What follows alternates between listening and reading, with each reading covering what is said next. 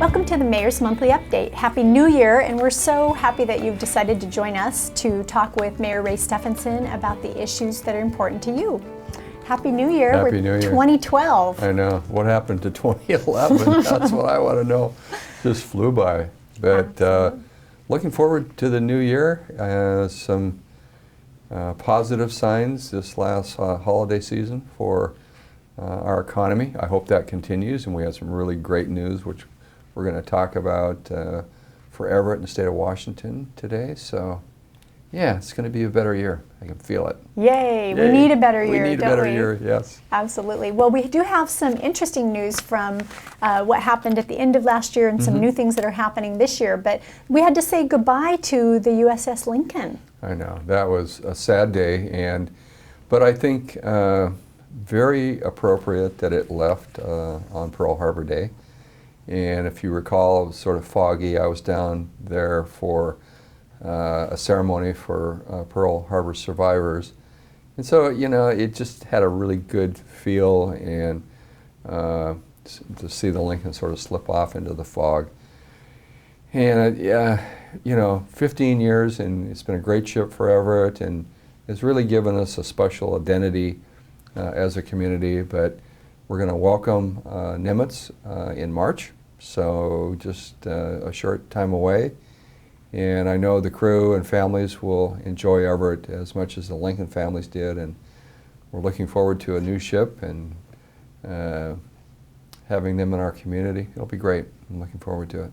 Great. Yeah. Well, and you know, I think with the Lincoln there for so long on the waterfront, you just become accustomed to seeing the aircraft carrier there. Yeah. You know, it goes out once in a while and comes back in, but just to have that presence on our waterfront has been a pretty big deal over the years. So I love seeing that 72 out of my office window when it started to get dark, or when you, particularly this time of year, you come in the morning and it's dark and you see that 72. And so now we're going to see 68. So. Okay, so now we need a new mascot somewhere with the number 68. I know. And I guess that the Silvertips are going to keep Lincoln as their mascot, and he is, of course, number 72. So maybe there's room for another mascot with the number 68 on him. All right, we'll start thinking about that. And then we also have an amazing event that's going to happen here, one of the largest that's happened in the state of Washington as far as an athletic event. Since the 1990 Goodwill Games, and we have the Pacific Rim Gymnastics competition. Yeah. What is that going to bring to the city of Everett? You know, this event is sort of a precursor to the Olympics, the Summer Olympics in London in 2012.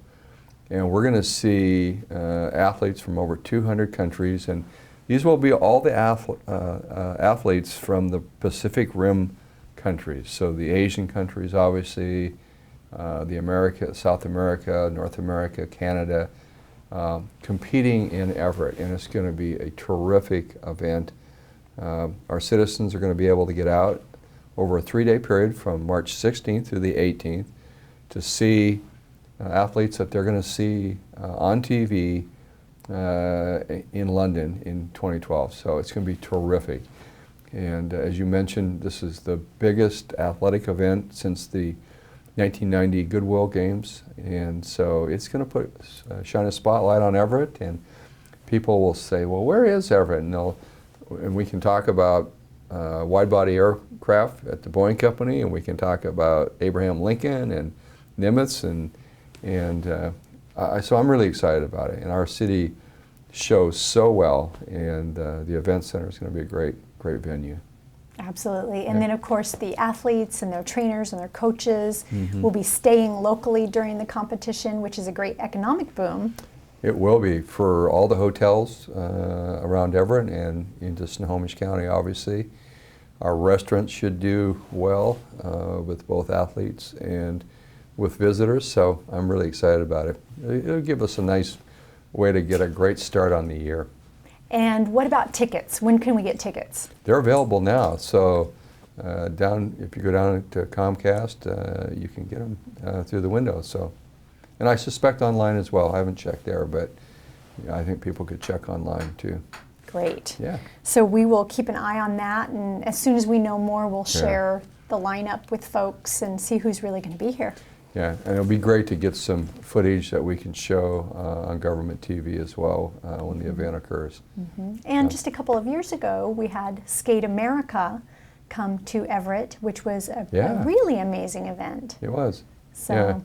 And I think that that event really made this event possible. And this is really, you know, special for my family. My wife was a gymnast in high school, and so she really loves this sport. So it'll be fun to watch.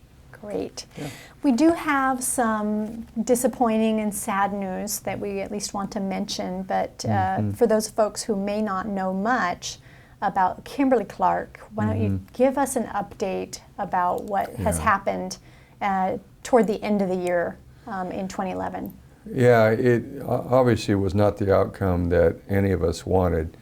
In early 2011, Kimberly Clark announced that they were going to sell the mill. And the City of Everett was actively involved in supporting their efforts and looking for potential buyers. The buyer who had ended up with an exclusive negotiating arrangement was Atlas Holdings. And it was moving along well. The city had helped put the financing package together. But as it got towards the end of the year, an additional environmental work was done on the waterfront. And the cost of cleanup of that waterfront from really years of mill operations, and you wouldn't put this at the feet of KC at all, but you know, back in the day before the environmental sensitivity occurred, there were a lot of foreign materials going into the salt water. So that obligation is there and it has to be cleaned up.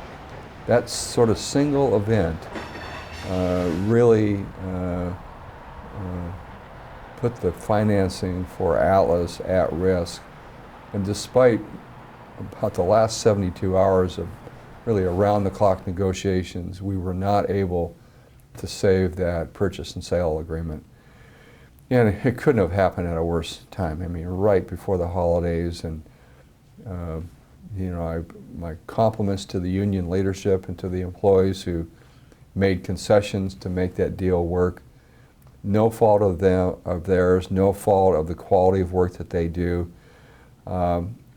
But if there's a bright spot in all this, Kate, and I think this is important, this is a group of employees who have a great work ethic. They've got transferable skills where they could be machinists tomorrow. And WorkSource is very involved with helping them and helping them with job retraining. And so we're gonna stay on this, and we're gonna make sure, to the degree that we can influence, that those employees find new employment and we get them to have new careers, and so they're able to support their families. But probably for the 8 years that I've been mayor, probably one of the single most disappointing things that's happened in my city, and I feel bad about it. So what we're going to see already, Kimberly Clark is beginning to downsize. So they're beginning to slow their operations down. They plan on closing the mill permanently and finally at the end of March. And so for all of us in the community, we need to face this tough reality and begin to plan and think about what will replace Kimberly Clark. It's a great and valuable piece of property on the waterfront, and we want to make sure that to the degree that, again, the city can influence this, and we're all obviously limited, but we're going to encourage redevelopment of that site so it creates jobs and a great place for our citizens to enjoy. And so we'll stay very focused on that, and it will be very much part of our economic development strategy. And so with the workers that have been there, is it about 700 or so workers?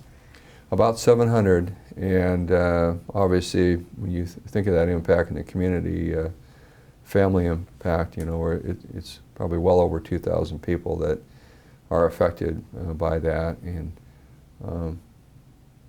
so, you know, the company's done a good job in terms of having more severance pay than you would normally have. I think that's, you know, good for KC from that perspective. But we need to find a way to get these people reemployed. Okay, and we'll keep people posted on new developments. Yeah, obviously. Okay. Well, with that, we're going to go ahead and take a break. Let's do it. And we'll be right back with the Mayor's Monthly Update right after this. At Everett Community College, you can stay close and go far. For me, going far is faculty who really care about me. Going far is becoming the first in my family to go to college. Going far is taking the first step toward my dream job. Going far is going to college without going broke. At Everett Community College, you can stay close and go far. Welcome back to the Mayor's Monthly Update and Happy New Year. Before our break, we were talking a little bit about Kimberly Clark and the news there, the unfortunate news there. But with some of our other major industries such as aerospace, we've been seeing quite a bit of positive news lately. We have. Why don't you give us an update on what's happening in aerospace? You know, some really very positive news throughout 2011. Some that we, you know, in the public sector had a very significant role in terms of lobbying for the tanker. The county was involved, the city, obviously the state, our congressional delegation. If you recall, I reached out to mayors who had aerospace in their communities, some 40 mayors, and we rallied to show the importance of having American-built tankers and those tankers being built by the Boeing company. And it was a great success story. Obviously, I think our lobbying efforts helped. We clearly were able to get that message to the Obama administration. And then the Boeing company, the military side and the commercial side got together and really looked at lean manufacturing and had a great success there. And so that really started our year out pretty well, and very positive news. And so the governor then, about mid-year, brought together this, what was called Project Pegasus.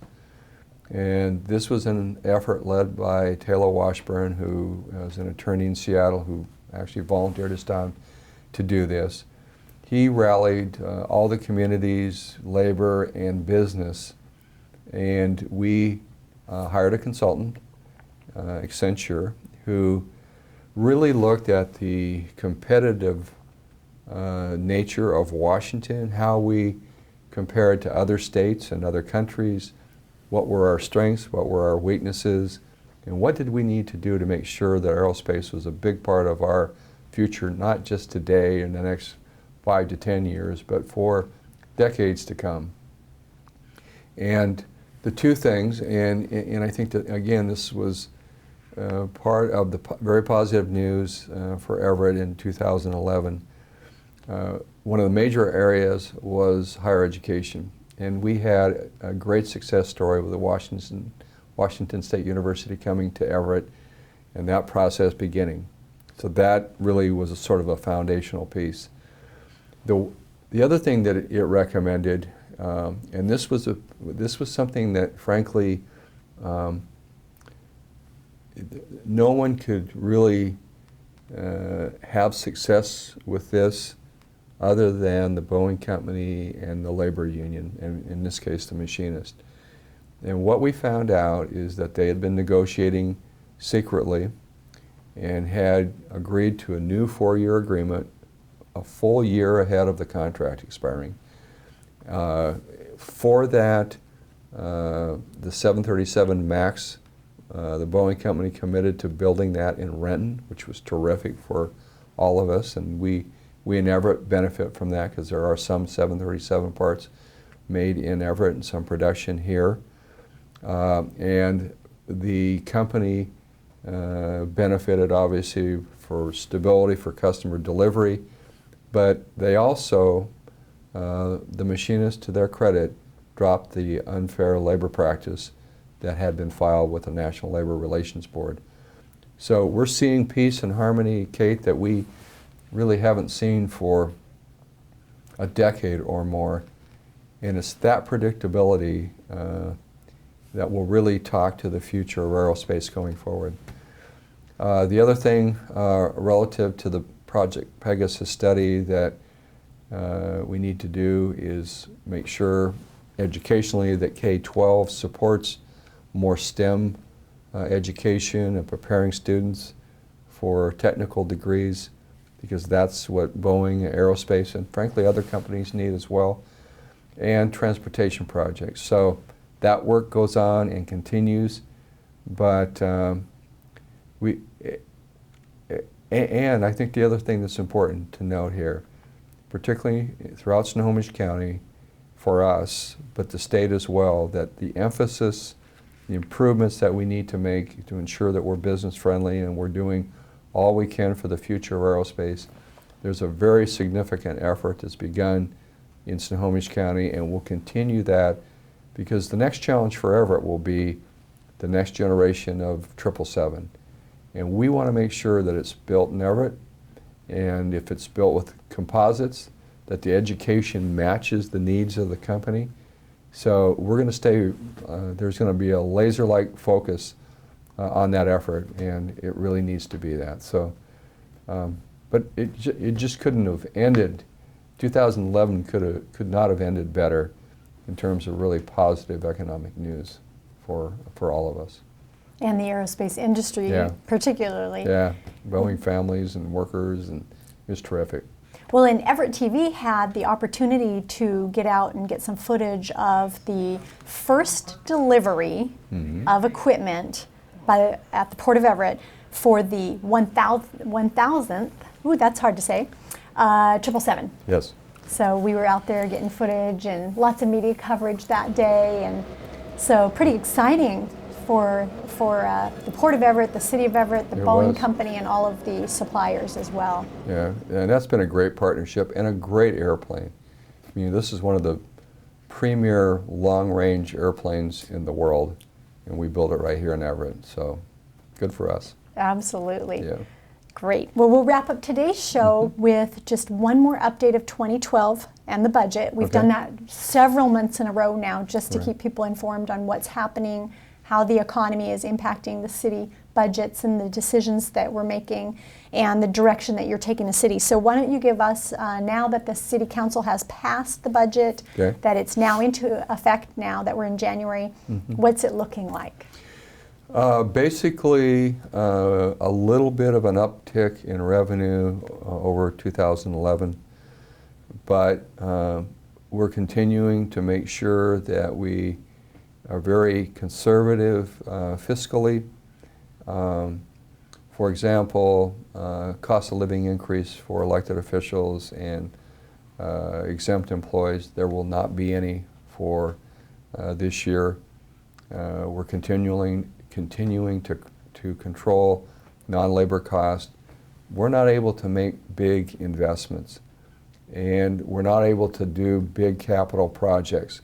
But at the same time, I mean, the real positive news about this is all the basic services, and particularly around public safety, the things that our citizens rely on, the kind of community, the safe community that it makes us, all of that is there, has not been impacted. We've not, fortunately, we've not had to lay anyone off during this downturn. And I know the appreciation among employees and citizens who are getting the services from our employees has been very much appreciated. So we don't see that changing at all in 2012. That said, the legislature is looking at, and the governor is looking at, some of the revenue sharing around sales tax, potentially B&O that cities and municipalities enjoy, that some of that could be taken away from us. And if it is, we're going to have to adjust. we'll have to have a budget amendment. We're going to have to look at all of our spend rate to determine how we're going to cover that. Again, even in a worst case situation, I don't at all envision that we would be in a layoff situation, but we would have to make some adjustments. And we're planning very much, Kate, and this is important for everyone to know and appreciate, and I think they do, is that we have a new norm. We're not expecting the revenue that we saw in the mid-2000s to be there and see just this incredible growth around housing and so on. When we have a recovery, and I think we're still 36 to 48 months away from where we can sort of declare this is really the new norm for us, I don't believe it at all that it will be like it was when housing was booming and frankly out of control. And from a lot of people believe that, and I'm one of them. But we will be able to begin to restore our capital improvement funds. We're able to start paying our police and fire pensions again, contributing to that. And unfortunately, we are years ahead, so that hasn't been a big challenge. But we're going to have to continue to be careful. But we have been able to keep those quality of life things, from Forest Park to Jetty Island Days to the music series to events that we have throughout the year that citizens have come to enjoy. All of that will remain, and I think it's important that it does. Mm-hmm. Great. Well, with that, again, Happy New Year. Happy New Year. Happy New Year to all of our citizens. I hope you have a great New Year with family and friends, and if you're struggling economically, we all wish, and everything we can do to help you find employment, we're willing to help in any way we can. And if it's a matter of sort of directing people to resources and how to get help, we can play that role for people. So just let us know. But it's going to be a better year. I can feel it. Great. Well, thank you for joining us for the January edition of the Mayor's Monthly Update. Have a great year.